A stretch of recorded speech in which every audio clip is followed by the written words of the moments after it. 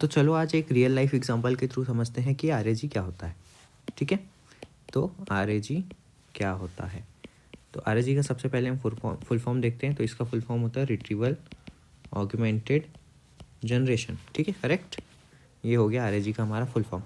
अब हम इसको एकदम रियल लाइफ एग्जांपल के हिसाब से समझते हैं कि जैसे हम जब एग्ज़ाम देते हैं नॉर्मल एग्ज़ाम, तो उसमें क्या होता है कि हम जो भी पढ़ाई की होती है, हमने जो भी हमने याद किया होता है, उसके हिसाब से हम हमारी याददाश्त के हिसाब से या फिर आंसर को समझ के वहाँ पे क्वेश्चंस का मतलब आंसर देते हैं।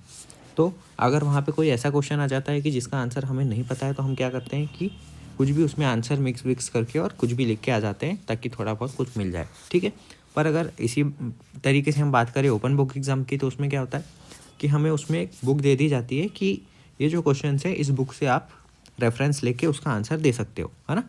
तो मतलब हमारे पास डेटा प्रोवाइड हो जाता है कि आपको ये डेटा दे दिया गया है और आपके पास ये क्वेश्चन है, आप इसमें से देखकर समझकर आंसर बताइए। तो उसी तरीके से आरएजी होता है। अब हम बात करते हैं कि एलएलएम क्या होता है। तो एलएलएम हमारा नॉर्मल डेटा सेट पर ट्रेंड होता है। अब ये जितना डेटा सेट पर ट्रेंड है उसके हिसाब से ये हमको आंसर करेगा। जैसे कि हम एग्जाम में आंसर याद करके जाते हैं, समझ के जाते हैं, जो आंसर करते हैं वो एक तरीके से हम एलएलएम वाला काम करते हैं। पर जब ओपन बुक एग्ज़ाम होता है तो उसमें क्या होता है कि हमें बुक मिल जाती है। तो उसी तरीके से आरएजी में हम इसको एक तरीके से बुक दे देते हैं, बुक, है ना। बुक में क्या है कि जो भी है आपका डिटेल्स वगैरह लिखी हुई है उससे समझकर आंसर कीजिए। वैसे ही एलएलएम को हम एक बुक दे रहे हैं जिसको हम बोल रहे हैं आरएजी। तो ये बुक देने का क्या मतलब है कि आपने एलएलएम को डेटा प्रोवाइड कर दिया।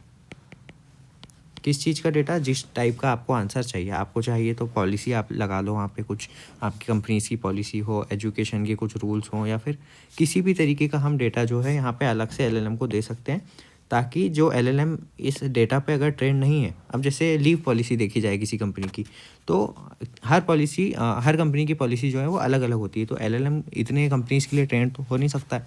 तो उस केस में ये चीज़ें काम आती है कि एलएलएम को हम उस कंपनी स्पेसिफिक पॉलिसी का डॉक्यूमेंट एक्सेस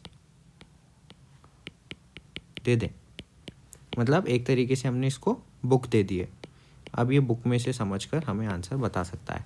तो यही होता है मेनली आरएजी। अब इसको करते कैसे हैं, अगर इसका फुल ट्यूटोरियल चाहिए तो कमेंट कर दीजिए आरएजी, और नेक्स्ट वीडियो आपके लिए मैं ये बना दूंगा।